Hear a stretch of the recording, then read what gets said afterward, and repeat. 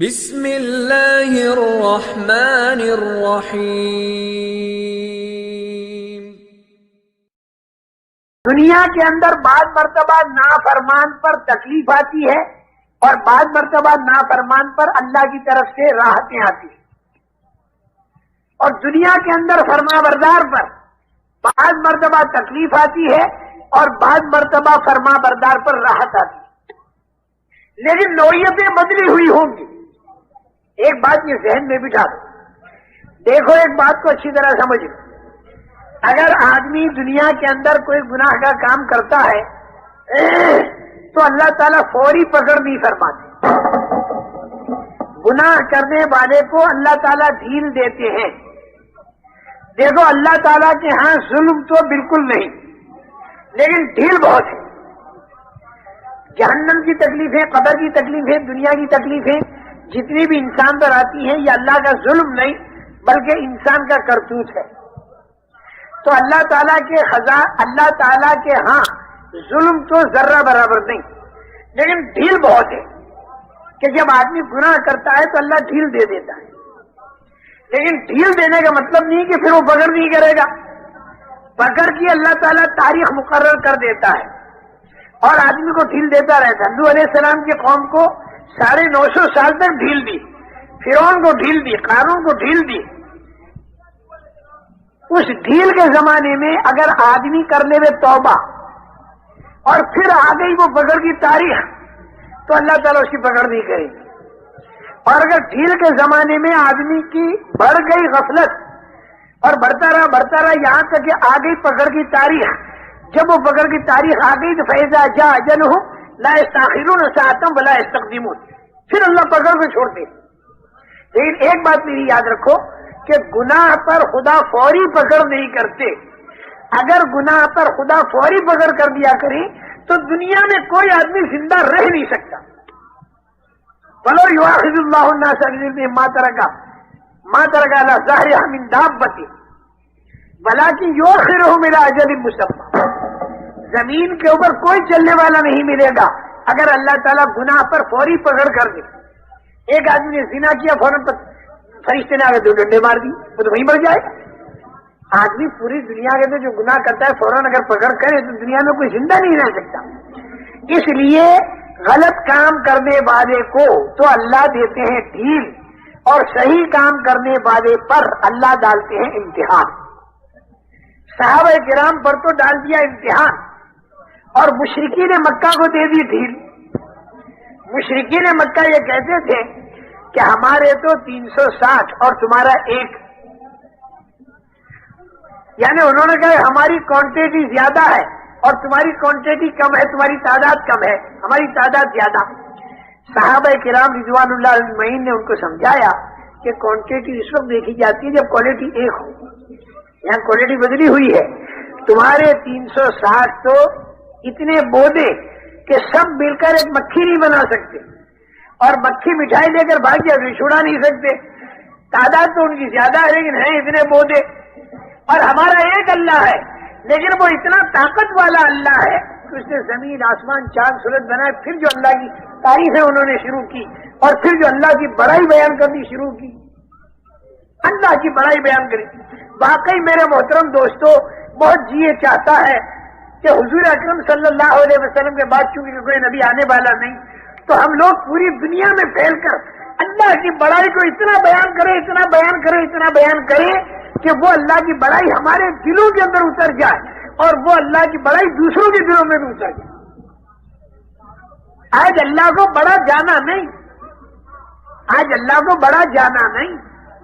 اگر اللہ کو آدمی بڑا جان لے، اگر آدمی کی سمجھ میں اللہ کی بڑائی آ جائے تو آدمی خدا کی نافرمانی نہیں کر سکتا، اور اگر ہو جائے بھول میں تو فوراً کھٹک پیدا ہو جائے گی اور اللہ سے توبہ کرے۔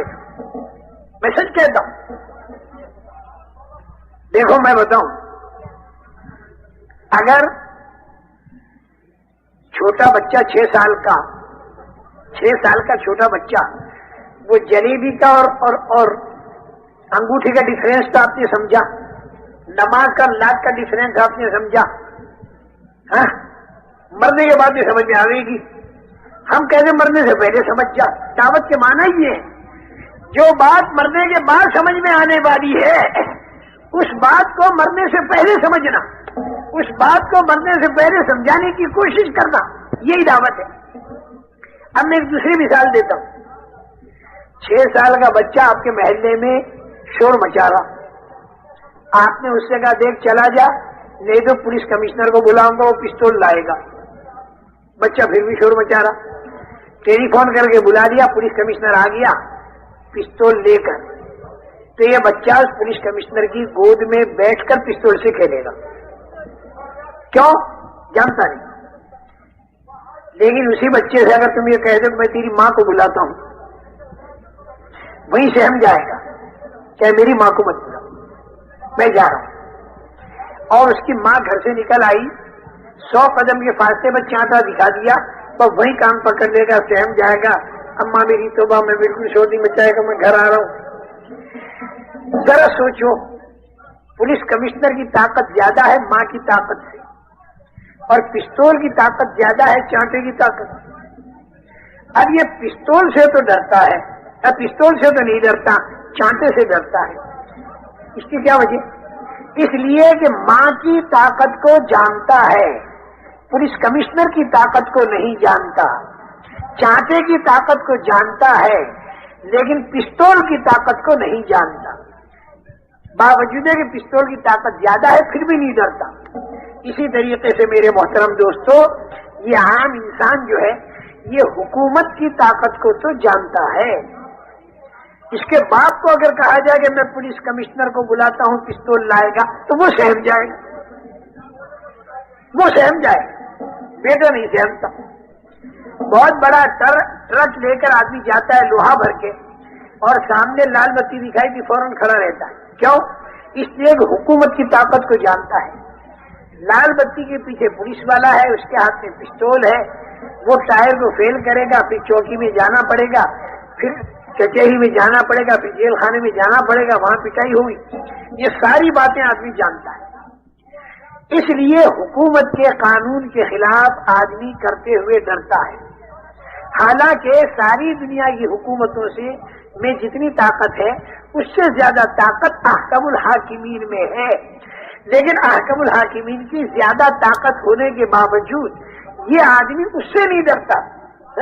حکومت کے قانون کے خلاف نہیں کر پاتا, لیکن احکم الحاکمین کے قانون کے خلاف کرتا ہے, اس لیے کہ اللہ کی بڑائی دل میں نہیں ہوتی. جیسے وہ بچہ پستول کو نہیں جانتا, ایسے اس کا بابا اللہ کو نہیں جانتا.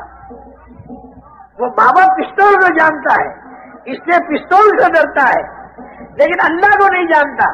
اس بنا پر انبیاء کرام علیہ السلام اپنی دعوت کے اندر اللہ کی عظمت اور بڑائی کو بیان فرماتے تھے, اور بھئی یہ ہمیں نہیں کرنا ہے کیونکہ نبی کوئی آنے والا نہیں, نبی کوئی آنے والا نہیں.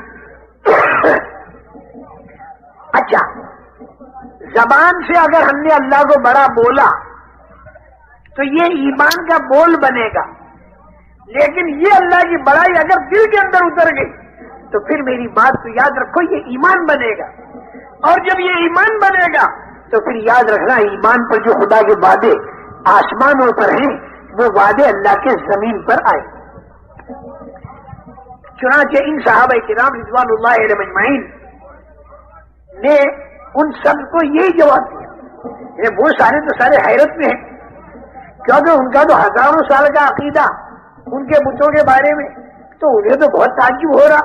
اجعل الآلہۃ الہا واحدا ان ھذا لشیء عجاب وانطلق الملأ منهم ان امشوا واصبروا على آلهتكم ان ھذا لشیء یراد ما سمعنا بهذا في الملة الآخرة ان ھذا الا اختلاق.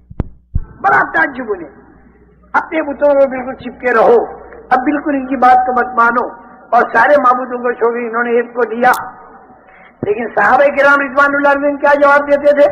ہے تو ایک, لیکن وہ زمین کا بنانے والا, آسمان کا بنانے والا, حضرت عیسیٰ علیہ السلام کے ہاتھوں مردوں کو زندہ کرنے والا, ابراہیم علیہ السلام کے ہاتھ کو باغ بنانے والا, اور حضرت اسماعیل علیہ السلام کے گلے کو چھری سے بچانے والا ایک ہے اتنا طاقت والا ہے. لیکن اس کے بعد معاملہ کیا ہوا؟ ان مشرکین نے مارنا شروع کیا اور تانے مارنے شروع کیے. انہوں نے دیکھو تم کہتے ہو نا ہمارے ایک اللہ بڑا طاقت والا ہے، تو دیکھنا ہم نے تمہارے بلال کو بھی مارا، اور ہم نے حضرت سمیہ کو بھی مارا، اور ہم نے فلاں کو بھی مارا. وہ ایک اللہ تمہاری مدد کیوں نہیں کرتا؟ وہ ایک اللہ تمہاری مدد کیوں نہیں کرتا؟ اب یہ بڑی حیرت کا مقام ہے ہر زمانے کے اندر کہ جو خدا کے نافرمان ہیں وہ تو مار رہے ہیں، اور جو خدا کے فرما بردار ہیں وہ مار کھا رہے ہیں. اچھا ساتھ میں ایک بات میں اور بھی بتا دوں، مارنے والے جس بہادر قوم کے تھے، ارے مار کھانے والے بھی اسی بہادر قوم کے تھے. اور بہادر کو جو بہادر مارے تو لا محالہ وہ اس کا بدلہ لینے پر آ جاتا ہے. تو صحابہ کرام رضوان اللہ اجمعین کے دل میں بار بار یہ اٹھتی تھی کہ بدلہ لینے، جب یہ ہم کو مارتے تو ہم بھی انہیں مارے. لیکن اللہ کی طرف سے ان کو اجازت نہیں تھی بدلہ لینے کی. أَلَمْ تَرَ إِلَى الَّذِينَ قِيلَ لَهُمْ كُفُّوا أَيْدِيَكُمْ وَأَقِيمُوا الصَّلَاةَ وَآتُوا الزَّكَاةَ. تم اپنا کام کرتے رہو اور ہاتھ کو روک دو. اور اس میں اللہ کی ایک بہت بڑی مصلحت یہ تھی کہ جب وہ ماریں گے اور تم مار کھاؤ گے تو تمہارے اندر وہ مایا تیار ہوگی جس مایا پر اللہ کی طاقت تمہارے ساتھ ہوگی. اور وہ مایا کیا ہے؟ صبر ہے، ایمان کی طاقت ہے، تقویٰ ہے، احسان ہے. یہ اندرونی طاقت تمہارے اندر پیدا ہوگی. اور بھائی دیکھو ان لوگوں کو بڑا تعجب ہوتا تھا، ان ھذا لشیء عجاب جو کہتے ہیں، بڑا تعجب ہوتا تھا کہ یہ لوگ مار کھا رہے ہیں اور پھر بھی کہہ رہے ہیں اللہ. اور یہ ادا اللہ کو اتنی پسند آتی ہے کہ ایک طرف حضرت بلال کو اتنا مارا کہ بے ہوش ہو گئے. مارنے والے سارے اس انتظار میں تھے کہ ہوش آنے کے بعد یہ ہمارے پیر پکڑے گا، ہوش آنے کے بعد یہ ہمارے پیر پکڑے گا، ہوش آنے کے بعد یہ ہمارے پیر پکڑے گا اور اللہ کو چھوڑ دے گا. لیکن جب حضرت بلال کو ہوش آیا تو زبان سے کیا کہتے ہیں؟ احد احد، ایک ہی ایک ہے. انہیں تو یہ ادا تعجب میں ڈال رہی اور اللہ کو یہ ادا اتنی پسند آ رہی کہ یہ لوگ مصیبتوں کے اندر بھی اللہ ہی کو پکارتے. میرے محترم دوستو، تکلیفوں کی حالت میں بھی اللہ کی بڑائی کو بیان کیا جائے اور راحتوں کی حالت میں بھی اللہ کی بڑائی کو بیان کیا جائے اور چاروں طرف دعوت کی فضاؤں میں اللہ کی بڑائی کو بیان کیا جائے. اگر وہ اپنی مادی طاقتوں سے ہم کو ڈرا رہے ہوں تو ہم اللہ کی طاقت سے پوری دنیا کو ڈرا رہے ہیں. اور ساری مادی طاقتیں مکڑی کا جالا ہے خدا کی طاقت کے مقابلے میں. پورے عالم کے اندر ورب کا فکبر کی ایک فضا گونج رہی ہو اور ہر جگہ اللہ کی بڑائی بولی جا رہی ہو اور لوگ ہمیں تانے بھی مار رہے ہو کہ جس اللہ کو تم اتنا بڑا کہہ رہے ہو اس اللہ نے فلاں جگہ پر تمہاری مدد نہیں کی، فلاں جگہ پر تمہاری مدد نہیں کی. وہ تانے بھی ہم کھاتے چلے جائیں اور اللہ کی بڑائی کو بولتے چلے جائیں. حضرت بلال مار کھا کر بھی اللہ کی بڑائی کو بول رہے ہیں اور حضرت سمیہ جان دے رہی ہے اور یہ اپنے عمل سے ثابت کر رہی ہیں کہ میں جان دے سکتی ہوں لیکن میں ایمان نہیں دے سکتی. میرے محترم دوستو، جب اس طریقے سے اللہ کی بڑائی کو نامناسب ماحول کے اندر بھی بولتے رہے تو دلوں کے اندر اللہ کی عظمت آ گئی. اور جب دلوں کے اندر اللہ کی بڑائی اتر آتی ہے نا تو اس کا نام ہے ایمان کی طاقت. تو پھر اللہ تعالیٰ آنکھوں سے اپنی مدد کو دکھاتا ہے. اللہ نے بدر میں لے جا کر آنکھوں سے مدد کو دکھا دیا، فرشتوں کو اترتا ہوا دیکھا اور فرشتوں کے ذریعے اللہ تعالیٰ نے مدد فرمائی. ان کے اندر کی ممایا تیار ہو گئی. اس لیے میری بات کو یاد رکھنا، اللہ تعالیٰ گناہ کرنے والے کو ڈھیل دیتے ہیں اور پکڑ کی ایک تاریخ مقرر کرتے ہیں. میری بات کو یاد رکھنا، جب کوئی غلط کام کوئی آدمی کرے، جب کوئی کسی کی زمین دباوے، جب کوئی کسی پر ظلم کرے اور فوری اگر اللہ کی پکڑ نہ ہو تو آدمی دھوکے میں نہ پڑے. نہ معلوم پکڑ کی کون سی تاریخ مقرر ہے، جب وہ تاریخ آ جائے گی تو پھر آدمی بچ نہیں سکے گا. ہاں ایک میں امید کی چیز بتا دوں، کتنے ہی غلط کام ہوئے ہو لیکن پکڑ کی تاریخ سے پہلے اگر آدمی نے کرنی توبہ تو آپ یقین مانو اگر وہ پکڑ کی تاریخ بھی آ گئی تو اللہ تعالیٰ نہیں پکڑے گا، بالکل نہیں پکڑے گا۔ یہ ڈھیل دے ہی رہا ہے اللہ تعالیٰ تاکہ آدمی رجوع کرے، تاکہ آدمی توبہ کرے۔ لعلہم یرجعون، آج خدا کہہ رہا کہ رے پلٹا کھا جا، اور جب آدمی پلٹا کھاتا ہے اور اللہ کی طرف توبہ کرتا ہے، رجوع کرتا ہے، تو اللہ کے روٹھے بندے جب اللہ کی طرف متوجہ ہوتے ہیں تو اللہ اتنے خوش ہوتے ہیں، اتنے خوش ہوتے ہیں، اتنے خوش ہوتے ہیں جس کی کوئی حد نہیں۔ رسول کریم صلی اللہ علیہ وسلم ایسا منظر کھینچتے ہیں، میں یہ اس امید پر کہہ رہا ہوں کہ سارا مجمع اور میں اور ہم سارے کے سارے اللہ کی طرف رجوع کریں، اور جتنی آج تک ہم سے غلطیاں ہو گئی ہم اپنے اللہ سے معافی مانگ لیں اور یہ طے کر دیں کہ اللہ آئندہ ہم غلط نہیں کریں گے۔ اس توبہ پر اللہ اتنا خوش ہوتا ہے، اتنا خوش ہوتا ہے کہ حضور اکرم صلی اللہ علیہ وسلم فرماتے ہیں کہ جیسے کسی دیہاتی کا جنگل بیابان میں اونٹ گم ہو جائے، کسی دیہاتی کا اونٹ گم ہو جائے، سارا کھانا پینے کا سامان اس اونٹ کے اوپر لدا ہوا تھا، اونٹ گم ہو گیا تب یہ سمجھا میری موت آ گئی، ڈھونڈا نہیں ملا، اپنی جگہ پر اگر مرنے کے لیے لیٹ گیا، تھوڑی دیر میں آنکھ کھلی تو اونٹ مل گیا اور اس کے اوپر سارا ساز و سامان بھی ہے، تو اس کو اتنی خوشی رسول کریم صلی اللہ علیہ وسلم اس دیہاتی کے خوشی کی منظر کھینچتے ہیں کہ اسے اتنی خوشی ہوئی کہ وہ بات الٹی کہہ رہا ہے۔ کیا کہہ رہا ہے زیادہ خوشی کے مارے؟ اے اللہ میں تیرا کتنا اچھا رب ہوں، تو میرا کتنا اچھا بندہ ہے۔ جب آدمی زیادہ خوش ہوتا ہے تو بات الٹی کہہ دیتا ہے۔ میرے محترم دوستو، رسول کریم صلی اللہ علیہ وسلم منظر کھینچ رہے دیہاتی کو خوش ہونے کا، اور بعد بھی یوں فرما رہے ہیں کہ جو اللہ کا روٹھا بندہ اللہ کی طرف متوجہ ہو جائے، توبہ کرے، للہ افرح، اللہ تعالیٰ اس دیہاتی سے بھی زیادہ خوش ہوتے ہیں۔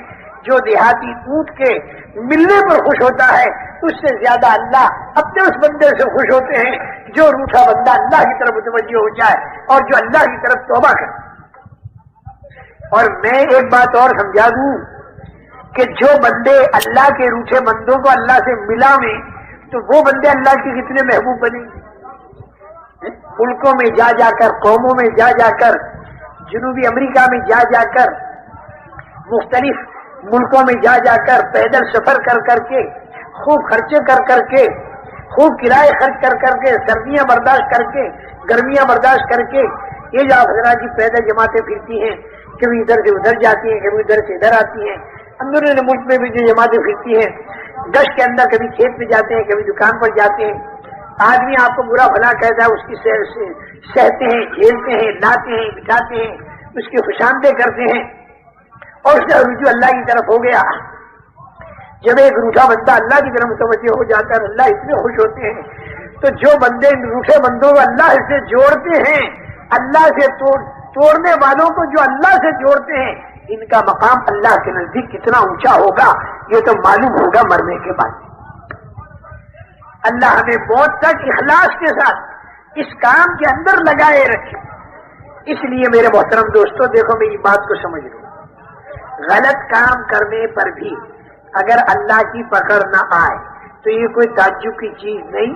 شروع کے اندر اللہ ڈھیل دیتے ہیں، قرآن میں ساری قوموں کے قصے بتائے، لیکن وہ قومیں غفلت میں پڑی رہی اور جب وقت آیا تو تباہ اور برباد ہو گئی۔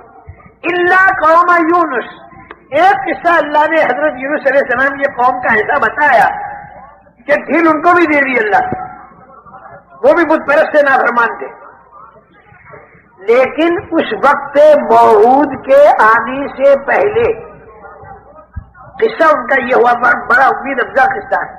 ہم سب کے لیے بڑی امید اس قصے سے، ہم سب کے لیے بڑی امید ہے، چاہے ہم کتنے قصوروار ہوں، لیکن اللہ کی طرف اگر رجوع کریں تو یہ اللہ قوم یونس والا جو قصہ ہے اس سے بڑی امید بن جاتی ہے۔ دوسری قوموں کے قصے تو یہ بتاتے ہیں کہ ڈھیل میں غفلت بڑھی، اللہ کی پکڑ آئی، اللہ کا عذاب آیا۔ فَإِذَا جَاءَ أَجَلُهُمْ لَا يَسْتَأْخِرُونَ سَاعَةً وَلَا يَسْتَقْدِمُونَ۔ لیکن یونس علیہ السلام کی قوم کے قصے نے یہ امید بندھا دی کہ اگر اس پکڑ کے آنے سے پہلے آدمی نے اپنا رخ موڑ لیا اور اللہ کی طرف متوجہ ہو گیا تو پھر میری بات کو یاد رکھو کہ اگر وہ تاریخ آگے گئی اللہ پکڑ نہیں کرے. حضرت یونس علیہ السلام نے بہت سمجھایا، قوم نے نہیں مانا. حضرت یونس علیہ السلام نے انہیں خبر دے دی اب تم نہیں مانتے تو 3 دن پر خدا کا عذاب تم پر آئے گا اگر تم نے نہیں مانا. دوسری قوموں کو اسی طریقے سے آ گیا، جتنی مہلت تھی اس مہلت میں انہوں نے نہیں مانا، عذاب آ گیا. حضرت یونس علیہ السلام انہیں خبر دے کر یہاں سے چل دیے، بستی چھوڑ کے نکل گئے. اچھا بھائی، ابھی خدا کا عذاب اس قوم پر آیا نہیں تھا لیکن اس کے آثار ظاہر ہوئے. کیوں کہ عذاب آ جانے کے بعد پھر ہٹا نہیں کرتا. یہ خوب یاد رکھنا. اللہ بھائی مجھے بھی محفوظ رکھے، تمہیں بھی محفوظ رکھے. بہت ہی ڈر لگتا ہے، اللہ اپنے عذاب سے ہمیں بچاوے، دنیا کے بھی، قبر کے بھی، حشر کے بھی، جہنم کے بھی، ہر طرف کی پکڑ سے اللہ تعالیٰ ہمیں بچاوے. اس لیے بھائی اللہ کی پکڑ بہت بڑی پکڑ ہوتی ہے. اللہ بڑے تو ان کی پکڑ بھی بڑی، اللہ بڑے تو ان کے انعامات بھی بڑے. یہ قوم پر خدا کا عذاب ابھی آیا نہیں لیکن اس کے آثار ظاہر ہو گئے. یہ قوم سنبھل گئی اور انہوں نے سوچا جیسے اور قوموں پر آثار آ کر پھر عذاب آ گیا اور قومیں تباہ اور برباد ہو گئیں، اب ہماری تباہی بربادی کا وقت آ گیا. لہذا ہم اللہ سے توبہ کریں. توبہ کرنے کے لیے حضرت یونس علیہ السلام کو تلاش کریں. حضرت یونس علیہ السلام کو تلاش کیا تو حضرت یونس علیہ السلام نہیں ملے. حضرت یونس علیہ السلام نہیں ملے، وہ تو نکل چکے تھے. اب قوم نے کہا نبی تو مل نہیں رہے، ہم نے توبہ نہ کی تو ہم پر تو خدا کا عذاب آگے تباہ کر دے گا. نبی کہہ کر گیا کہ اگر تم نہیں مانتے تو 3 دن پر خدا کا عذاب آئے گا. ساری قوم کے مرد، عورتیں، بچے اور ان کے جانور سب کو لے کر باہر نکل گئے. سب کو لے کر باہر نکل گئے اور باہر نکل کر خوب گر گرا کر اللہ سے توبہ کی کہ اللہ تیرے نبی یونس کو ہم نے نبی مانا، تجھے ایک مانا، اور جو ان کے اندر خرابی شرک وغیرہ کی تھی اسے سب سے توبہ کر دی. میرے محترم دوستو، ان پر سے خدا کا عذاب ٹل گیا. فآمنوا فمتعناہم الہی، موت تک کی موت تک ان کے لیے جب ایمان لے آئے تو پھر وہ عذاب نہیں آئے. قرآن نے الا قوم یونس، سوائے حضرت یونس کے قوم کے. یہ قصہ جب میں پڑھتا ہوں مجھے اتنا مزہ آتا ہے اور اتنی امید اللہ کی رحمت سے بند جاتی ہے. یوں تو ڈر لگا رہتا ہے کہ بھائی اپنے سے کوئی غلطی ہوئی اور اللہ تعالیٰ پکڑ نہیں کر رہے تو کہیں یہ ڈھیل میں نہ آ رہا ہو، اور پھر جب پکڑ کریں گے تو پھر بڑی مشکل ہوگی، بڑی مصیبت ہوگی. ہم اپنے گھر والوں کو بھی سمجھاتے ہیں، اپنے ملنے جلنے والوں کو بھی سمجھاتے ہیں کہ بھائی کوئی غلط کام کرنے پر پکڑ نہ ہو تو ہمیں غفلت میں نہیں رہنا چاہیے. اس لیے کہ ایسی پکڑ آتی جس پر موت آتی اور موت پر عذاب شروع ہو جاتا تو بھائی یہ تو بڑی سخت چیز تھی. اس لیے اس کے بعد پھر آدمی کے پاس کوئی راستہ بچنے کا نہیں. جہاں موت آئی توبہ کا دروازہ بند ہو گیا. مرنے سے پہلے آدمی کتنا ہی بڑا گنہگار ہو وہ توبہ کر کے اپنے گناہوں سے معافی مانگ سکتا ہے اور اپنے گناہوں کو صاف کرا سکتا ہے. اور جب توبہ آدمی کرتا ہے تو آنے والے بڑے میں بڑی بلا سے بچ جاتا ہے اور اللہ تعالیٰ کی طرف سے انعامات کے دروازے کھل جاتے ہیں اور آخرت میں بھی آدمی صاف ہو جاتا ہے. التائب من الذنب کمن لا ذنب له، اب گناہوں سے توبہ کرنے والا ایسا جیسے اس نے گناہ کیا ہی نہ ہو. ارے دنیا کے اندر اگر کوئی آدمی جرائم کرے تو جرائم اس کے فائل کے اندر رہتے ہیں، تو اس نے معافی مانگی تو معافی نامہ بھی فائل کے اندر رکھ دیا. 25 سال کے بعد جب اس فائل کو نکالو گے تو جرائم بھی سارے فائل کے اندر ہوں گے تو معافی نامہ بھی فائل کے اندر ہوگا. لیکن میرا اللہ ایسا کریم ہے، ایسا رحیم ہے، ایسا فضل و انعام والا ہے اور ایسی اس سے امیدیں ہم وابستہ رکھتے ہیں کہ اگر سچی توبہ ہم نے کر لی تو التائب من الذنب کمن لا ذنب له، توبہ کرنے والا گناہ سے ایسا ہے جیسے اس نے توبہ کیا ہی نہ ہو. فرشتوں کے دفتر سے وہ گناہ صاف کر دیا جاتا ہے. ہاتھ پیر بھول جاتے ہیں، قیامت کے دن گواہی نہیں دیں گے، زمین کے ٹکڑے گواہی نہیں دیں گے، فرشتے گواہی نہیں دیں گے. کسی قسم کی رسوائی ذلت اس توبہ پر نہیں، اس گناہ پر نہیں ہوگی جو گناہ توبہ کر کے آدمی نے معاف کرا دیا. کتنا ہی بڑا گناہ ہو مرنے سے پہلے معاف ہو جاتا. اور بھائی میں نے یہ دیکھا کہ جماعتوں میں جب آدمی پھرتا ہے اسے اچھا ماحول ملتا ہے تو وہاں آدمی کو توبہ کی توفیق بھی زیادہ ملتی ہے۔ میں نے بہت لوگوں کو دیکھا، میرے سامنے تو بے حساب آدمی ایسے ہیں کہ جو جماعتوں میں پھرے اور پھر جو اللہ نے ان کو توبہ کی توفیق دی اور پھر جو انہوں نے توبائیں کی ہیں ایسی ایسی توبائیں۔ ایک شرابی کبابی بالکل خراب، اے اللہ رات کو تہجد میں اٹھا، اے اللہ میں تیرا قصوروار بندہ ہوں، تیرے نیک بندوں کے ساتھ آیا ہوں، میں ہی قصوروار ہوں۔ اصحاب کہف سارے اچھے تھے، ان کے ساتھ ایک کتا تھا، وہ کتا بھی اچھا بن گیا، یہ سارے جماعت والے اصحاب کہف جیسے ہیں اور میں کتے جیسا ہوں، ان کے ساتھ لگ گیا۔ اے اللہ تو میری غلطیوں کو معاف کر دے، میں آئندہ کبھی غلطی نہیں کروں گا۔ یا اللہ وہ ایسا روتا تھا کہ صاحب مجھے بھی یعنی دل میرا بھی نرم ہوا اور میں بھی چپکے سے اٹھ کے اس کے پیچھے بیٹھ گیا، اسے معلوم نہ ہو۔ رات کا اندھیرا تھا اور وہ اپنے مولا کے سامنے گر گرا رہا تھا، ہم ہی لوگ اسے گشتے لائے تھے، گشت میں ہم ہی لوگ لائے تھے۔ لیکن بھائی جتنا آدمی اندھیرے میں سے آتا ہے تھوڑا سا اجازہ بھی اسے مل جائے تو اس کی قدر کر لیتا ہے۔ بہت رویا بہت رویا اور میں بھی اس کے پیچھے بیٹھا ہوا روتا رہا، لیکن اس کے رونے سے بھی رونا آیا۔ میں نے کہا اے اللہ کیا کتنا ہی روئے گا، ہوئے تیرا بندہ، لیکن اس وقت تیرے دربار کے اندر توبہ کرتے ہوئے آ رہا ہے اور رات کے 3 بجے ہیں۔ رات کے آخری تیسرے حصے میں اللہ تعالیٰ آسمان دنیا پر نزول فرماتے ہیں اپنی شان کے مناسب اور اعلان ہوتا ہے کوئی مجھ سے مانگنے والا جو مجھ سے مانگے اور میں اس کو دوں، اور ہے کوئی توبہ کرنے والا جس کی توبہ کو میں قبول کروں، اللہ کی طرف سے اعلان ہو۔ ایک دوسرے کو سنا میں نے، اللہ اکبر، وہ طائف میں مکے سے نکلا طائف میں گیا، وہ بھی بیچارہ ایسا ہی تھا، وہ یوں کہہ رہا تھا کہ اللہ یہ جتنے لوگ ہیں کسی کو عمرے کا سہارا، کسی کو حج کا سہارا، کسی کو تیرے ذکر کا سہارا، کسی کو علم کا سہارا، کسی کو تبلیغ کا سہارا، کسی کو نمازوں کا سہارا، اور اے اللہ میں ہی ایک بے سہارا ہوں۔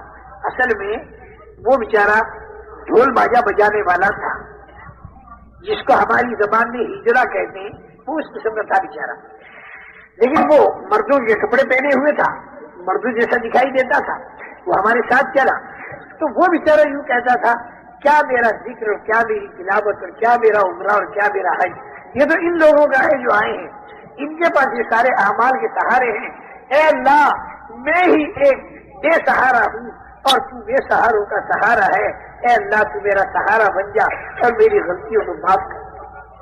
اور یہ تو حدیث میں بھی آتا ہے یا عماد من لا عماد لہو ویا سند من لا سند لہو ویا حفظ الضعفاء ویا کنز الفقراء ویا عظیم الرجاء ویا منقذ الحلقہ ویا منجی الغرقہ، اے بے سہاروں کے سہارے تو ہمارا سہارا بن جا۔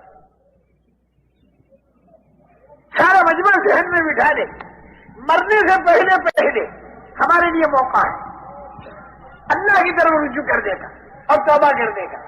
اور یہ جو دعوت کی فضا ہے، اس دعوت کی فضا میں ایک تو آدمی خالی زبان سے کہتے اللہ میری توبہ، یہ توبہ کا بول ہے، توبہ نہیں۔ تالا کھولنے کے لیے آدمی زبان سے کہے کنجی تو تالا نہیں کھلتا، تو کنجی لا کر کھولے۔ جس توبہ پر گناہ معاف ہوتے ہیں اس میں 4 باتیں ضروری ہیں۔ ایک تو یہ کہ آدمی میں صحیح ندامت شرمندگی، اے اللہ میں تیرا قصوروار بنتا ہوں۔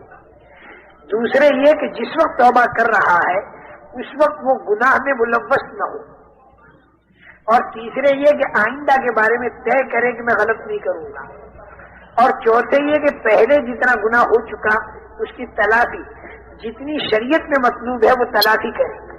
نمازیں رہ گئی تو پڑھ لے، روزے رہ گئے تو وہ رکھ لے، 10 سال حج فرض ہوئے ہو گئے اب تک حج نہیں کیا، اب کر لے حج۔ زکوٰۃ 5 سال کی نہیں دیتی تو اب دے دے، کسی کی زمین دبائی تو واپس کر دے، کسی کی غیبت کی تھی تو معافی مانگ لے، کسی کا دل دکھایا تو معافی مانگ لے۔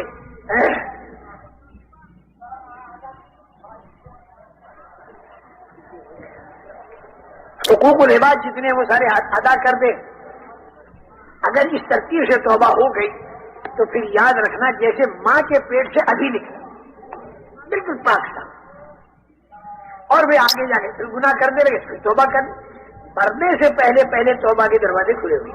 اچھا میں یہ بات کہہ رہا تھا کہیں بیچ میں رہ نہ جائے، میں یہ کہہ رہا تھا کہ بعض مرتبہ آدمی بھلا ہوتا ہے اور اس پر تکلیفیں آتی ہیں، اور بعض مرتبہ آدمی برا ہوتا ہے اور اس پر راحتیں آتی ہیں.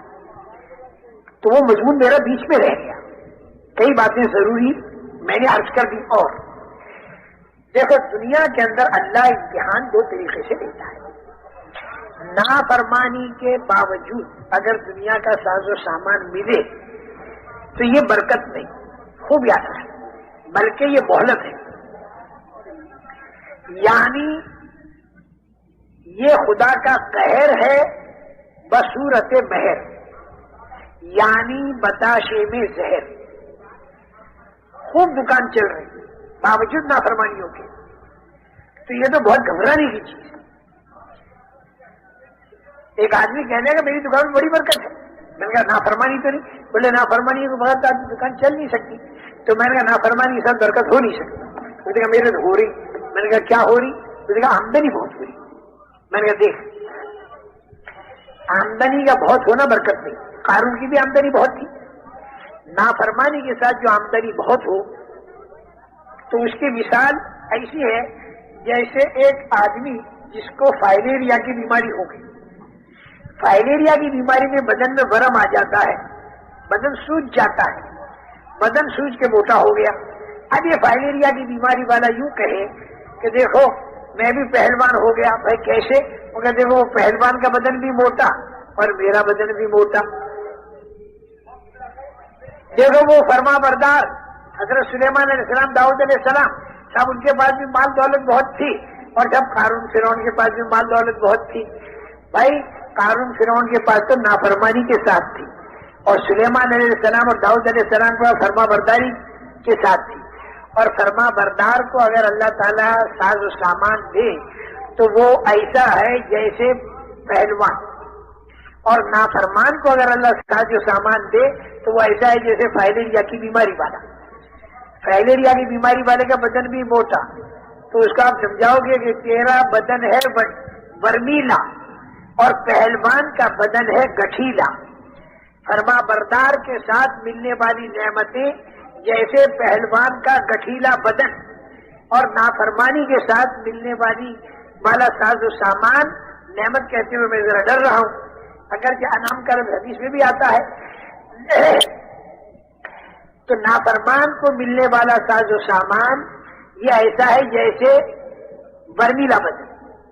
یہ دو مثالیں یاد رکھنا دیکھنا زندگی بھر کام آئی. نافرمانی کے ساتھ اگر ساز و سامان ملے تو جیسے فائلیریا کی بیماری سے بدن کا موٹا ہونا، اور فرما برداری کے ساتھ اگر نعمتوں کی بارش برسے اللہ کی تو سمجھو یہ پہلوان ہے. اور مثال وہاں سلیمان علیہ السلام، داؤد علیہ السلام، اور وہاں قارون اور فرعون. اچھا، اس کے بالمقابل فرما بردار پر بعض مرتبہ تکلیف آتی ہے، بعض مرتبہ نافرمان پر بھی تکلیف آتی ہے.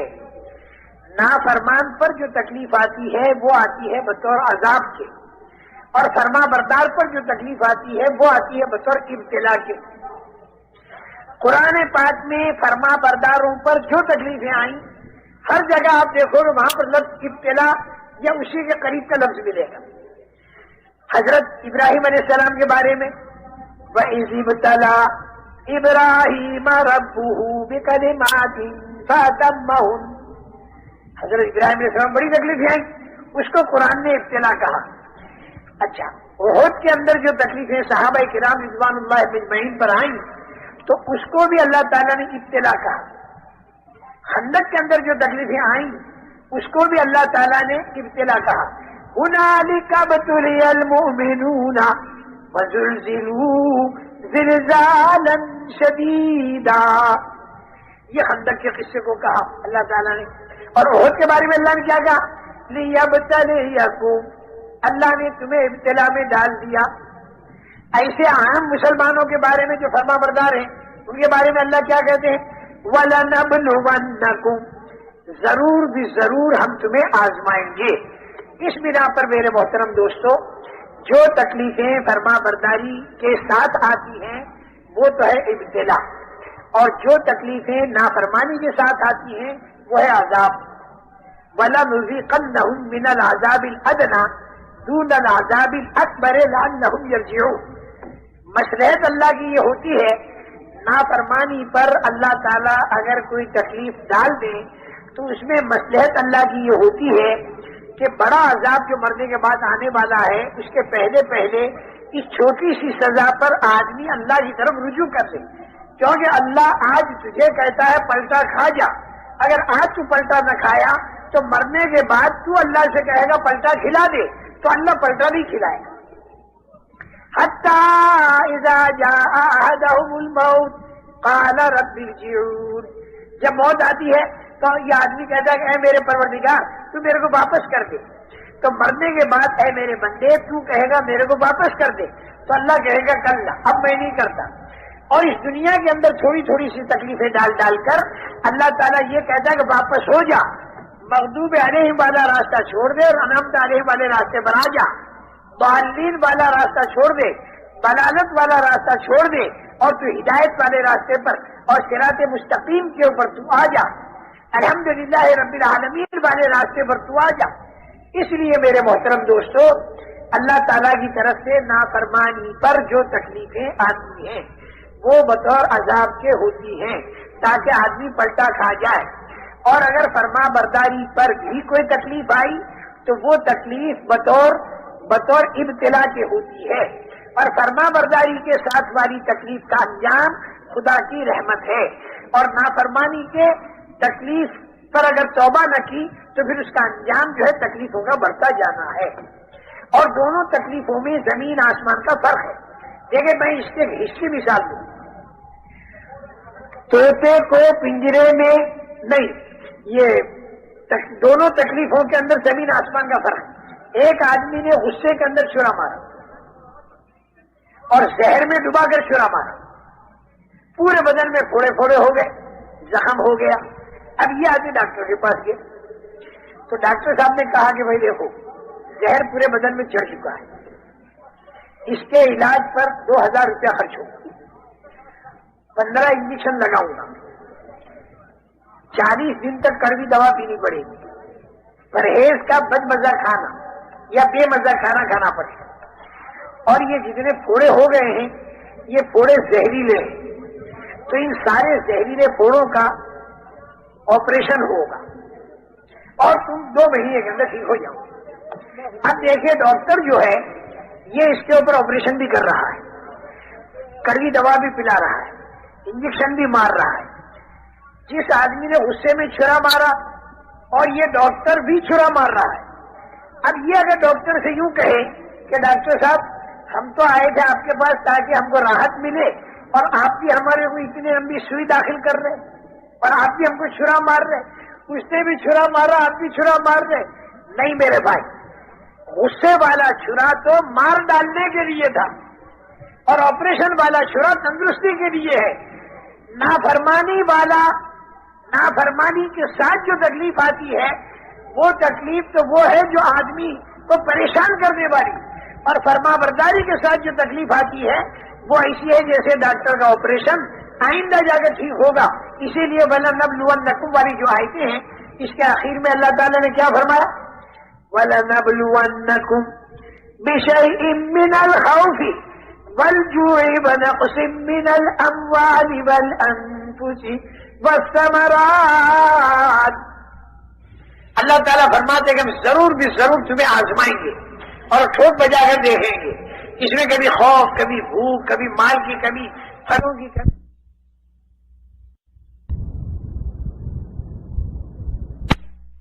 اور ٹھوک بجا کر دیکھیں گے.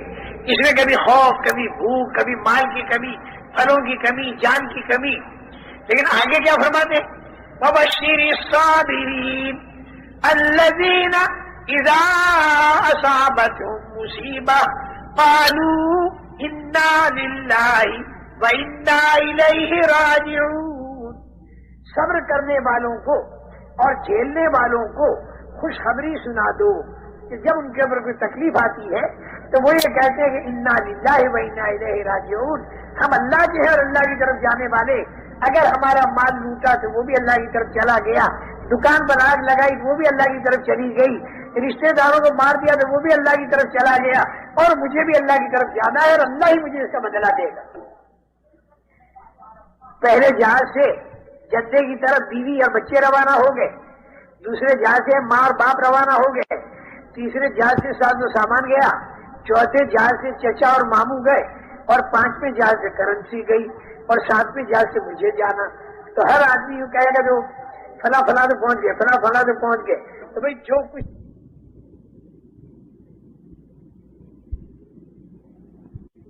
اللہ کہتے ہیں ان کے اوپر اللہ کی خصوصی رحمتی نازل ہوگی۔ اس لیے میرے محترم دوستو، تکلیف تو اس مسلمان کو اٹھانی ہے، لیکن ایک تکلیف نافرمانیوں کی بنیاد پر اور دوسری تکلیف فرما برداریوں کی بنیاد پر۔ تکلیفیں صحابہ نے بھی اٹھائیں، اور دیکھو ابھی مجھے بیان پورا ختم کرنا ہے، اس لیے ذرا سکون سے آخری باتیں سنیں، آخری جو اٹھے اسے ذرا بچھا بھی دیں کہ اختتام کے موقع پر ذرا ہلچل نہیں بچنی چاہیے، ذرا سکون ہونا چاہیے مجمع میں۔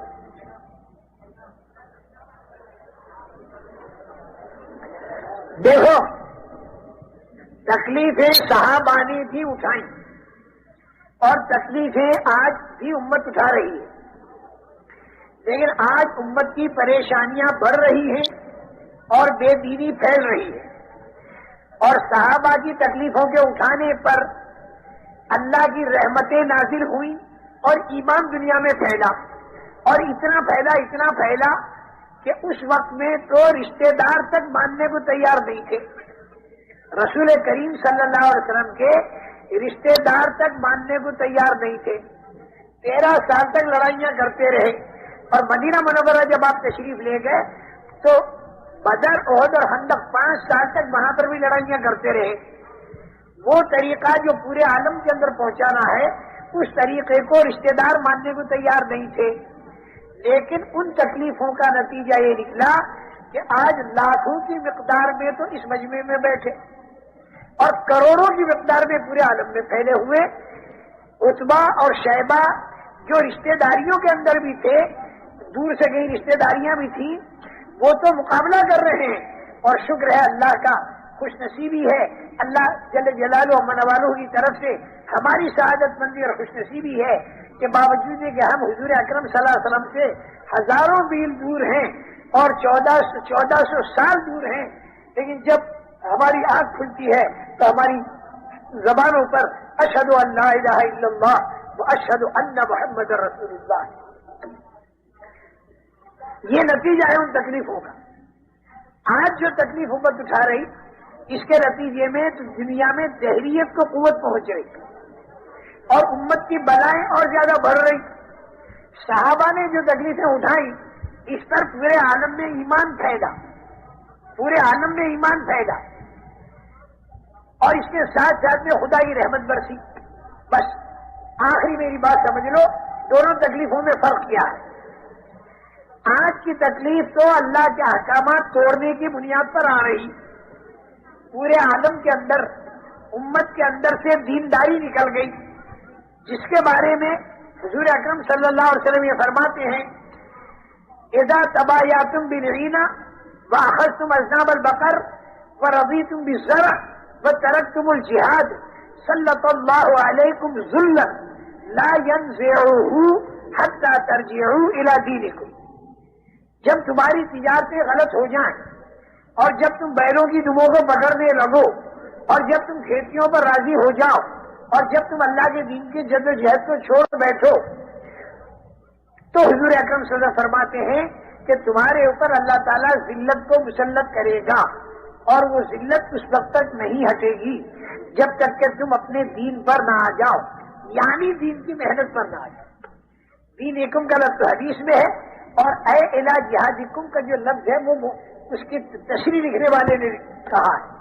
میرے محترم دوستو، صحابہ کرام رضوان اللہ علیہم اجمعین نے دعوت کا کام کیا، اس کے لیے طرح طرح کی تکلیفیں اٹھائیں، تکلیفیں اٹھا کر اللہ سے دعا مانگی۔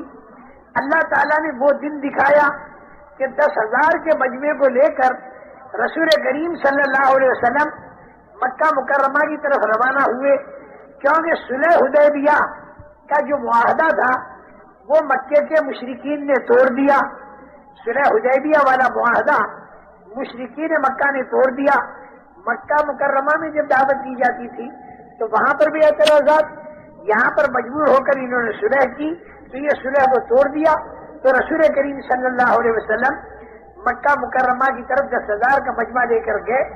تو مکے کے جتنے بے ایمان اور کافر اور مشرک تھے وہ سارے کے سارے خوب ڈرے اور انہوں نے یہ سوچا کہ 13 سال مکے کے، 8 سال مدینے کے، 21 سال کی بڑھاس یہ سارے مسلمان آج نکالیں گے اور ہمارے کو خوب قتل کریں گے اور بوٹیاں ہماری نوچی جائیں گی. یہ ان کو ڈر تھا. ابو سفیان جاسوسی کے لیے نکلے. مشرکین کی طرف سے 2 آدمی اور بھی لیے. حضرت عباس رضی اللہ تعالیٰ عنہ نے ابو سفیان کو پکڑ لیا، ایک خیمے میں لیا، ذہن بنایا حضرت عباس نے اور اسلام پر آمادہ کر کے حضور اکرم صلی اللہ علیہ وسلم کی خدمت میں لائے. حضور اکرم صلی اللہ علیہ وسلم نے پوچھا کہ اے ابو سفیان، اب تک تیری سمجھ میں یہ بات نہیں آئی کہ سوائے خدا کے کوئی معبود نہیں؟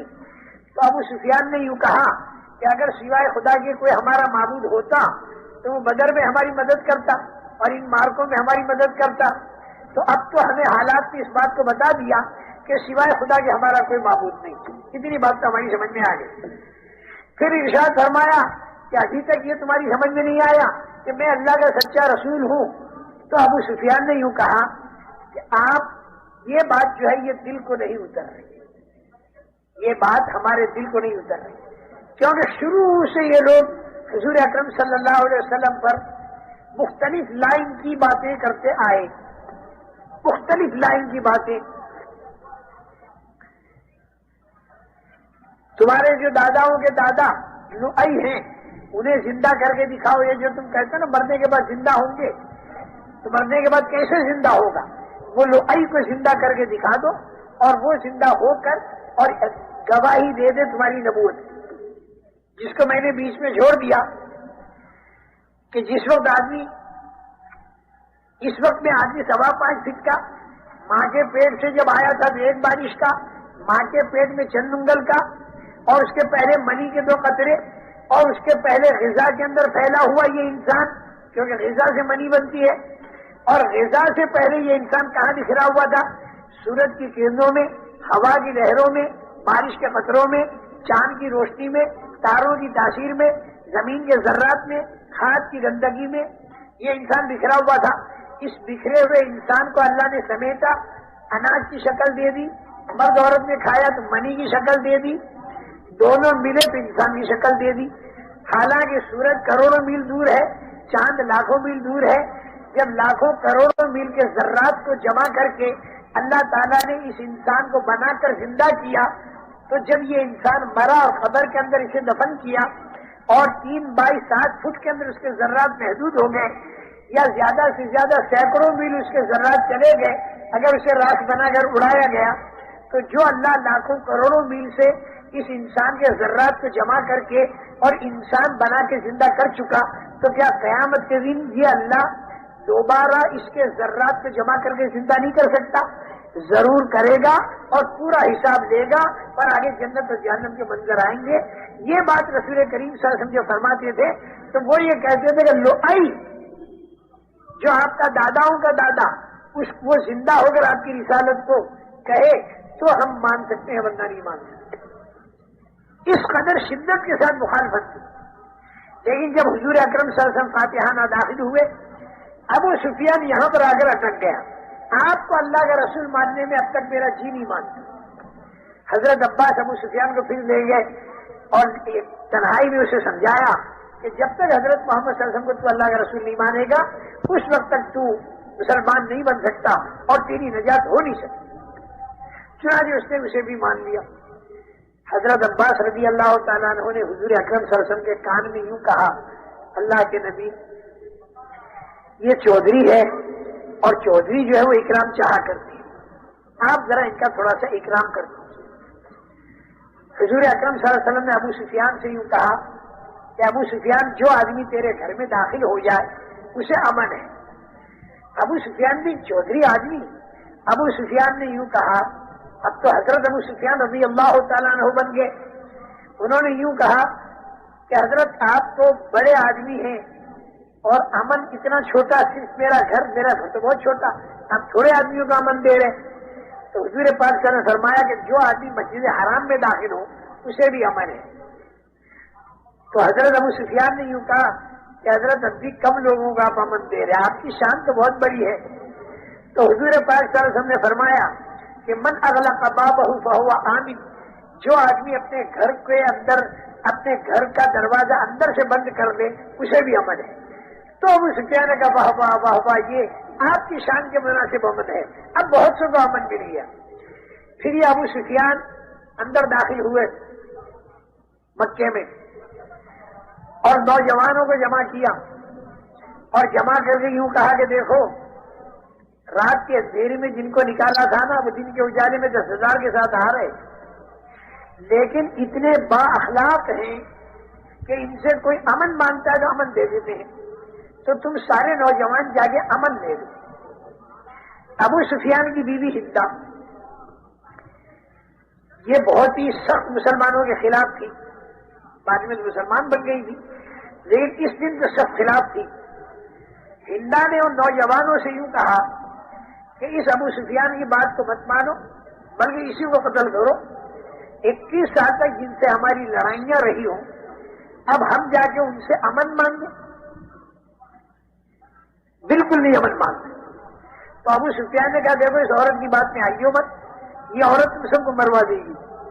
یہی وہ ہندا تھی کہ جس نے احد کے اندر حضرت حمزہ رضی اللہ تعالیٰ عنہ کے پیٹ کو چیرا اور آپ کی ناک مبارک کو کاٹا، کان کو کاٹا، گلے کا ہار بنایا، پیٹ چیر کر اندر سے کلیجہ نکال کر چبایا.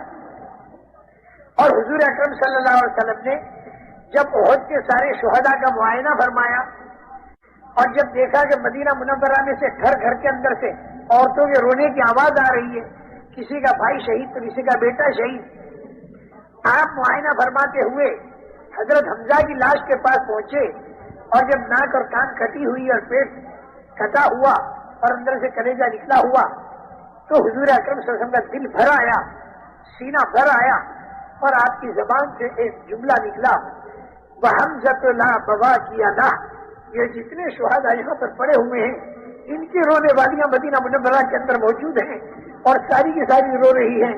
میرا چچا حمزہ اس پردیش کے اندر اس حالت کے اندر پڑا ہوا ہے کہ اس کی کوئی رونے والی بھی. مدینہ منورہ کی عورتوں تک جب یہ بات پہنچی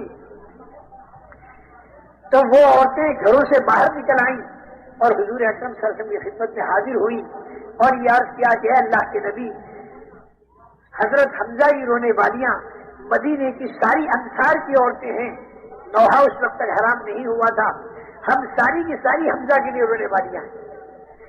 یہ منظر سارا حضرت حمزہ کا ہندا کی وجہ سے ہوا تھا. یہ ہندا آج بھی بہت سا، لیکن ایک دن گزرا، دوسرے دن ہندا دوڑی ہوئی جا رہی، پوچھا گیا ہندا کہاں جا رہی ہو؟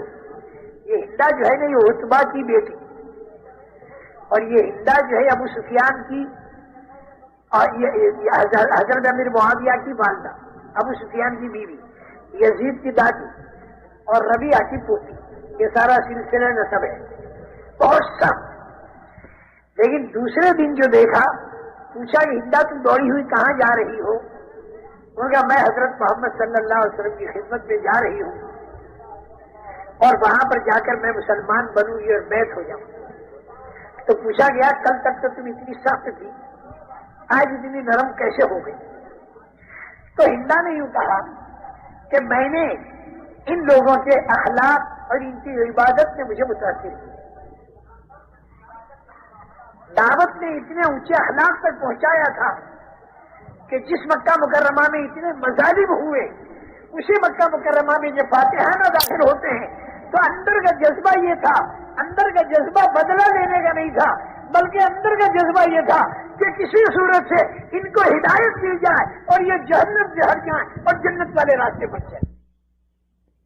حضرت خالد کے کانوں پر پڑی ہے تو اس کے بعد میں حضرت خالد کا بھی دل پسیجا اور مدینہ منورہ پہنچے ہیں، جا کے مسلمان بنے ہیں اور سارے مدینے والوں نے ان کا استقبال کیا ہے.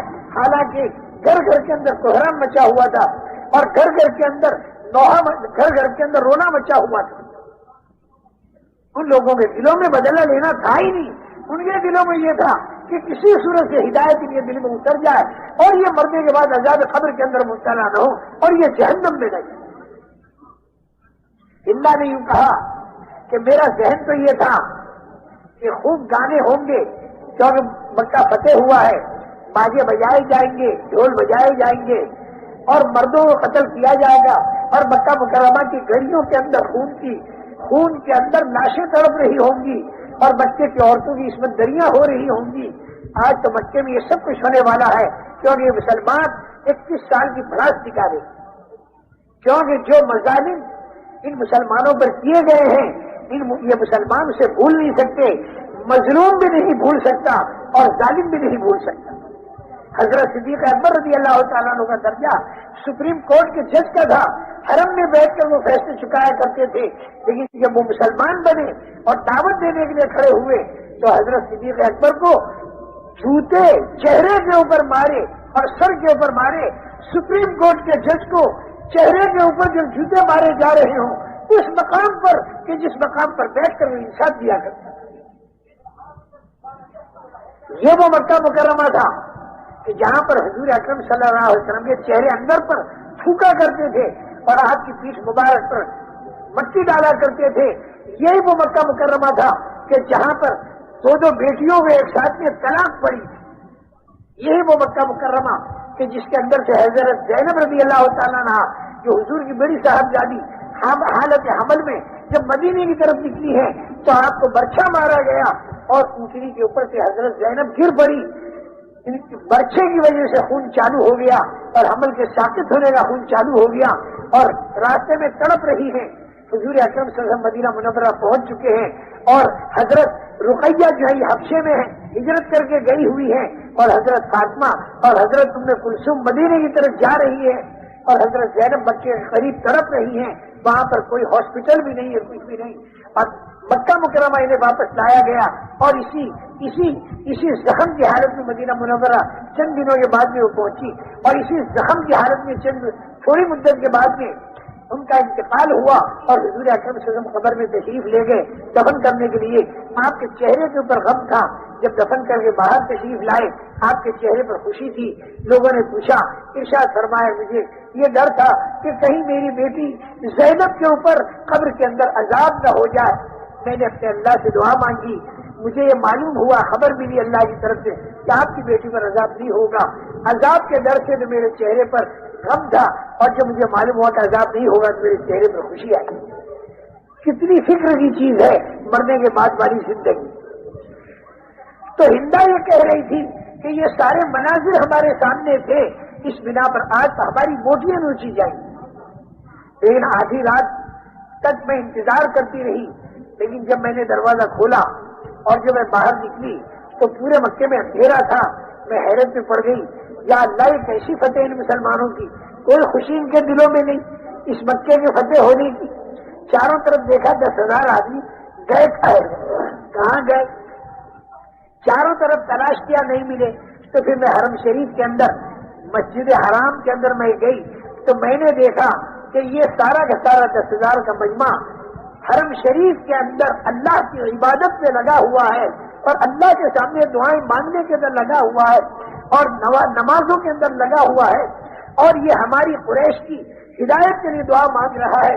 ارے ہم تو ان کو موت کے گھاٹ اتارنے کے پیچھے پڑے ہوئے تھے اور یہ ہم کو جنت کی طرف پہنچانے کے پیچھے پڑے. میرا دل پسند گیا. آج کی رات کی جتنی عبادت اس مسجد حرام میں ہوئی اتنی عبادت میں نے کبھی نہیں دیکھی. خدا کی عبادت ہوتی. اب میں حضور اکرم صلی اللہ علیہ وسلم کی خدمت میں جا رہی ہوں، وہاں پر بیٹھ کر بیٹھ ہوئی اور بیٹھ ہونے کے بعد ہندا نے یوں کہا حضور اکرم صلی اللہ علیہ وسلم سے کہ کل یہی وقت تھا، مکے کے باہر آپ کا 10,000 کا مجمع وہاں پر بیٹھا ہوا تھا، سب کے خیمے لگے ہوئے تھے اور سب کے بیچ میں آپ کا خیمہ تھا اور سارے خیموں میں سب سے زیادہ مبعوث اور دشمن خیمہ مجھے آپ کا دکھائی دے رہا تھا. اور آج میں دیکھ رہی ہوں اس مکہ مکرمہ کے اندر کہ آپ کا خیمہ بیچ کے اندر ہے اور سارے خیموں میں آپ کا خیمہ میرے دل میں محبوب خیمہ ہے، میری نگاہ بدل گئی اور میرا دل بدل گیا۔ میرے محترم دوستو، اس دعوت نے اتنے اونچے اخلاق تک پہنچایا۔ دعوت والی زمین ہو، ایمانیات کی جڑ ہو، اور اس کے ساتھ میں عبادات کا تنا ہو، اور اس کے ساتھ میں دین کا درخت ہو، اور اخلاق کا پھل ہو، اور اخلاق کا رس ہو، تو پورے عالم کے اندر اللہ کا دین پھیل سکتا ہے۔ لیکن ابتدا دعوت سے ہوگی اور انتہا اخلاق اور اخلاص پر ہوگی۔ یہ ابتدا ہمیں اس انتہا تک پہنچا دے۔ حضور اکرم صلی اللہ علیہ وسلم جب صدار کے مجمع کو لے کر داخل ہوئے تو پہلے آپ بیت اللہ شریف کے اندر گئے، سارا مجمع باہر تھا اور کفار بھی باہر تھے۔ بہت دیر تک آپ نے خدا کی عبادت کی اور راز و نیاز کی جو باتیں کرنی تھی وہ کر لی۔ پھر آپ باہر تشریف لائے، سارے مشرکین سہمے ہوئے تھے، ایک اشارے پر ہمارے گلے کٹیں گے۔ آپ نے پوچھا بتاؤ میرے بارے میں تمہارا کیا خیال ہے؟ مشرکین نے کہا آپ کریم ہیں اور کریم سے کرم کی امید ہے، کریم سے کرم کی امید ہے۔ تو حضور اکرم صلی اللہ علیہ وسلم نے جواب دیا کہ کریم ابن کریم ابن کریم ابن کریم، یوسف ابن یعقوب ابن اسحاق ابن ابراہیم، انہوں نے اپنے بھائیوں سے جو بات کہی تھی کہ لا تثریب علیکم اليوم، میری طرف سے تمہیں کوئی لعنت ملامت نہیں، ارے تم نے جو کچھ بھی میرے ساتھ کیا ہو میری طرف سے تمہیں کوئی لعنت ملامت نہیں، انتم الطلقاء، میں نے تم کو آزاد کر دیا، کسی کو 2 مہینہ، کسی کو 3 مہینہ، کسی کو 4 مہینے کیا امن دے دیا گیا۔ اس کے بعد میں پھر آپ تشریف لائے۔ حضرت عباس سے کہا ابو لہب کے 2 بیٹے کہاں گئے، میرے چچا جاد بھائی کہاں گئے؟ حضرت عباس نے کہا وہ بھاگ گئے ہوں گے۔ فرمایا نہیں، انہیں لے آؤ۔ حضرت عباس ڈھونڈ کے لائے، ایک عتبہ ایک معتب، کیونکہ عتیبہ تو کسی سفر میں گیا تھا، وہیں پر اس کو کسی جانور نے کھا لیا تھا، یہ عتبہ اور معتب تو رہ گئے تھے۔ حضور اکرم صلی اللہ علیہ وسلم نے ان کو دعوت دی تو ان لوگوں میں دل پسیج گئے، اس لیے کہ ماں نے کیا کیا تھا حمالۃ الحطب، اور باپ نے کیا کیا تھا اور کتنا ستایا تھا، اور آج حضور اکرم صلی اللہ علیہ وسلم ہمیں جنت میں چلنے کی دعوت دے رہے ہیں۔ دونوں کے دونوں مسلمان بن گئے۔ ابو لہب کی بیٹی حضرت درہ رضی اللہ تعالیٰ عنہ مسلمان بنی، اور یہ بھی دونوں مسلمان بنے، معتب بھی مسلمان بنے۔ پھر حضور اکرم صلی اللہ علیہ وسلم ان دونوں بھائیوں کو لے کر بیت اللہ شریف تشریف لے گئے، اور وہاں پر جا کر بہت دعا مانگی، اور اس کے بعد میں باہر تشریف یعنی آپ تشریف لائے۔ حضرت عباس نے آپ کا چہرے انور دیکھا، پوچھا کہ حضرت آپ کا چہرہ بہت خوش ہے، کیا بات ہے؟ یوں فرمایا کہ میں نے اپنے چچا کے 2 بیٹے اللہ سے مانگے تھے، اللہ نے مجھے 2 بیٹے دے دیے، اس کی خوشی میں میرا چہرہ اس کی خوشی کے اندر چمک رہا ہے۔ میں یہ سارے واقعات سنا کر یہ نتیجہ نکالتا ہوں کہ میرے محترم دوستوں، جب حضور اکرم صلی اللہ علیہ وسلم صحابہ نے دعوت کے لیے اتنی تکلیفیں اٹھا کر یہ جو اخلاق برتے، اس اخلاق نے اتنے کٹر دشمنوں تک کے دلوں کو پلٹا کھلا دیا۔ آج ہمیں بھی دعوت سے شروع کرنا ہے اور اخلاق تک پہنچنا ہے، اور پورے عالم کے اندر پھرنا ہے، جو تکلیفیں ہیں اسے برداشت کرنا ہے، جو راحتیں ملے اس کو اللہ کی نعمت سمجھنا ہے، اور پورے عالم کے اندر پھرنا ہے۔ یہ صرف 4 مہینے والی بات نہیں، اور یہ 6 مہینے اور 8 مہینے والی بات نہیں، اور یہ 1.5 سال والی بات نہیں، بلکہ ہم اس دنیا کے اندر آئے ہیں اللہ کے دین کی دعوت کا کام کرنے کے لیے۔ ہم کھانے اور کمانے کے لیے نہیں آئے، کھانا اور کمانا ہماری ضرورت کی چیز ہے، اس کو مختصر کر کے ہمیں بقدر ضرورت لگنا ہے، اور اللہ کے دین کی دعوت اور اللہ کے دین کی محنت میں ہمیں اپنی پوری جان اور پورا بال لگا دینا ہے۔ جس کے ہاتھوں جتنے انسانوں کو ہدایت ملتی چلی جائے گی، ان سب کو جتنی بڑی جنت ملے گی، جو سبب بنے گا اللہ تعالیٰ اس کو اتنی بڑی جنت دے گا۔ اللہ کے دین کا کام کرتے کرتے اگر جان دے دی تو جتنے آدمی دین پر آئے ہوں گے وہ جتنا دین کا کام کریں گے قبر کے اندر اس کا ثواب ملتا رہے گا۔ کوئی آدمی 1,00,000 نمازوں کا ثواب قبر کے اندر پڑا دے گا، جس قبر میں جا کر ایک مرتبہ سبحان اللہ کہنے کی بھی طاقت باقی نہیں رہے گی، اس قبر میں جا کر 1,00,000 فرض نمازوں کا ثواب آدمی لے سکتا ہے اگر اس کے ہاتھوں 20,000 کا مجمع اللہ کے دین پر لگ گیا۔ اس بنا پر آپ حضرات سے گزارش ہے کہ آج کی تاریخ میں آپ سارے کے سارے یہ طے کرو کہ تکلیفیں تو یوں بھی اٹھا رہے ہیں، لیکن احکامات الہیہ کو توڑ کر اٹھا رہے ہیں، تو جس پر دنیا میں بے دینی پھیل رہی ہے اور مصیبتیں بڑھتی چلی جا رہی ہیں، کہیں زلزلے اور کہیں سیلاب اور کہیں طوفان، میرے محترم دوستو کئی سال ہو گئے اللہ پاک نے ایسی مدد فرمائی کہ سیلابوں سے حفاظت ہونے لگی۔ یہ خدا کی نعمتیں ہیں، اس نعمت کی قدر کرنی چاہیے، اس نعمت کو پورے عالم کے اندر پھیلانا چاہیے۔ اس نعمت کو لے کر ہم جب مراکش گئے تو ایک مراکشی نے میرا دامن پکڑا اور چیخے مار کے رویا اور یوں کہا کہ اے ایشیا کے مسلمانوں، تم قیامت کے دن خدا کو کیا جواب دو گے؟ تم لوگوں کا دامن ہوگا اور ہمارا ہاتھ ہوگا اور ہم خدا سے شکایت کریں گے کہ 40 سال سے ان کے پاس یہ دین کا کام پہنچا اور یہ اس کے بعد ہمارے پاس آئے، ہمارے باپ اور ہمارے رشتے دار جو بے دینی کی حالت میں مر گئے، ارے قبر میں ان کا کیا ہو رہا ہوگا؟ اتنے استحزار کے ساتھ چیخے مار مار کے وہ رو رہا تھا۔ میرے محترم دوستو، آج لوگ بغیر کلمہ نماز کے مر کے قبروں کے اندر جا رہے ہیں۔ ارے ان کے مرنے سے پہلے پورے عالم کے اندر یہ مجمع پھیل جائے اور گھروں پر، دروں پر، دکانوں پر، کھیتوں پر جا کے خوش آمدید کر کے اس دعوت کی فضا کو قائم کرے تاکہ لوگ مرنے سے پہلے توبہ کر کے اور ایمان والی زندگی پر آ جائیں۔ اس کے لیے آپ حضرات سے گزارش ہے کہ مختلف حلقے آپ حضرات کے بنے ہیں، اللہ آپ حضرات کی جزائے خیر دے۔ اب تک مختلف نام بھی آئے ہیں، لیکن جتنا بڑا مجمع ہے اس کے حساب سے نام آنے چاہیے۔ 1.5 سال کے بھی نام دیکھو، نیت تو یہ کرو کہ اس کام کو کام بنانا ہے اور پوری زندگی ہمیں اللہ کے دین کا کام کرنا ہے۔ سلبتوں کے اندر کاروباری گھریلو لائن کو دیکھنا ہے اور انشاءاللہ اسی میں اللہ برکت دے گا، چاہے کتنی استعداد تمہاری ہماری کم ہو اور چاہے کتنا وقت تمہیں کاروباری گھریلو لائن میں کم ملے، لیکن اللہ کی برکتیں، اللہ کی نصرتیں، اللہ کی مدد حق ہیں۔ جو اللہ پہلی صدی میں تھا وہی اللہ آج بھی ہے، اس کے خزانے بھی وہی ہیں، اس کی طاقت بھی وہی ہے، قرآن بھی وہی ہے، حدیث بھی وہی ہے، رسول بھی وہی ہے، کعبہ بھی وہی ہے۔ صرف ہم اسی کام کو لے کر کھڑے ہو جائیں تو خدا کی مدد وہی آئے۔ اب ہمتیں کر کے بولو، کون تیار ہے 1.5 سال کے لیے؟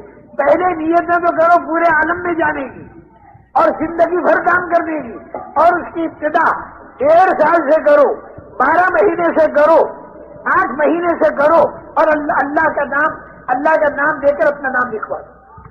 دیکھیں بسم اللہ کون کرتا ہے؟ مجمع بڑا ہے، اپنے اپنے حلقوں میں وہاں نام لکھواؤ اور جو قریب ہے وہ یہاں نام لکھواؤ۔